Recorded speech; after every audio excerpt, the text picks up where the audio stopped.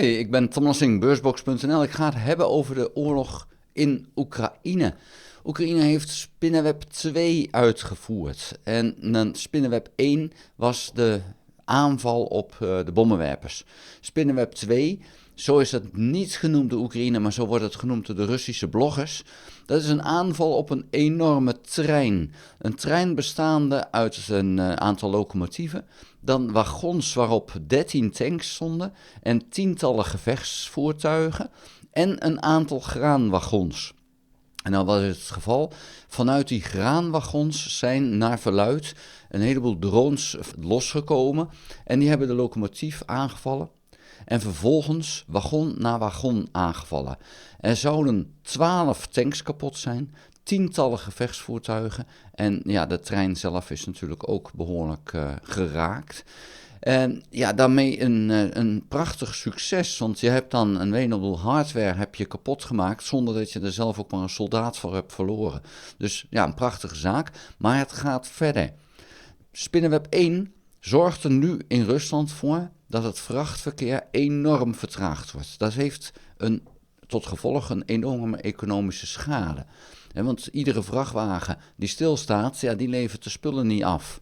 En het gaat dan om duizenden en misschien wel tienduizenden vrachtwagens die her en der stilstaan, enorme files veroorzaken.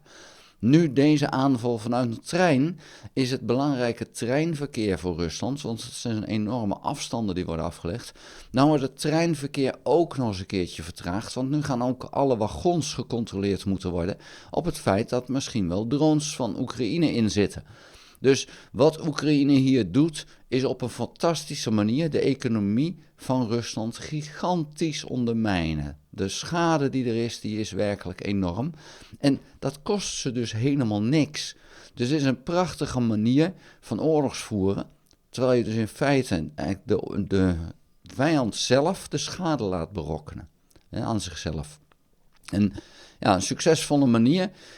Oekraïne heeft zelf al gezegd van nou Westen, wij hoeven geen jullie soldaten niet. Wij hebben niets aan jullie soldaten. Wij willen wel middelen. Wij willen de kans hebben om Rusland tegen te kunnen houden in Oekraïne zelf. Maar we willen ook de ruimte hebben om toe te kunnen slaan. Dus geef ons de middelen om dat te kunnen doen. Maar het vernuft hebben we zelf. Wij kunnen dingen bedenken waarmee we die Russen zwaar kunnen raken. Zo zwaar dat we uiteindelijk denken dat Rusland deze oorlog op gaat geven. En ja, ik heb de hoop dat dat gaat gebeuren. Maar hoe eigenwijs is het Russische regime? Hoe lang wil je dit volhouden?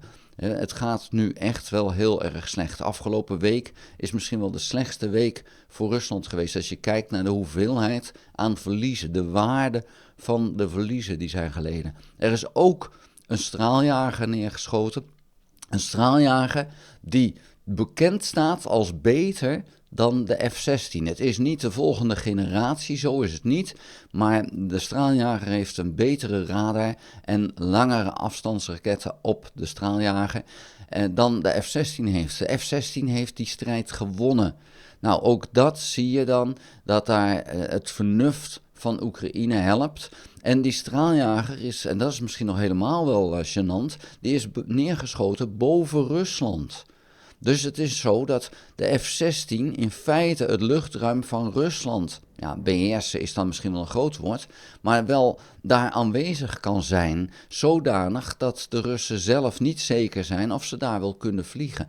Dus ook daar zie je dat Oekraïne gewoon toch wel resultaten boekt. Maar feit blijft, op de grond is Rusland door eigenlijk haar soldaten gewoon op te offeren nog steeds sterker. Ze winnen nog steeds grondgebied. Dus dat is ook een realiteit. Maar als we gaan kijken naar de schade en hoeveel het kost, ja, dan is Oekraïne hier aan het winnen. Als we kijken naar hoe Rusland wraak neemt, dat is eigenlijk nog niet gebeurd. Er zijn het aanvallen geweest en in het nieuws in het Westen zie je er nu wat meer aandacht voor. Maar Rusland is nog steeds bezig om steden aan te vallen, om gewoon woningen en flats aan te vallen. Niet de militaire doelen primair, maar gewoon de burgerdoelen. Ze hebben de hoop dat ze door de burgerdoelen te raken, dat de burgers de moed verliezen. Nou, Dat is ijdele hoop. De Tweede Wereldoorlog heeft laten zien dat dat niet helpt. Zowel in Duitsland als in Engeland was het zo dat de bevolking alleen maar standvastiger werd door die bombardementen. Dus in die zin, dat is een verliezende strategie. Wat nu Oekraïne doet is een veel betere strategie. En vandaar ook dat ik denk dat Oekraïne dit gewoon gaat winnen, omdat Rusland uiteindelijk ergens in de toekomst dit gewoon niet vol kan houden. Daar wil ik het bij laten. Heb je nog geen abonnement op dit kanaal? Abonneer je dan. Druk dan ook op het belletje. Krijg je notificatie als ik een volgende video gemaakt heb. Vind je de video interessant? Geef een duim. En heb je nog geen abonnement op het kanaal www.beursbox.nl, de website moet ik zeggen. Ga daar dan heen en schrijf je in op mijn nieuwsbrief die ik iedere werkdag verstuur. Dankjewel voor het kijken. Tot de volgende keer. Houdoe!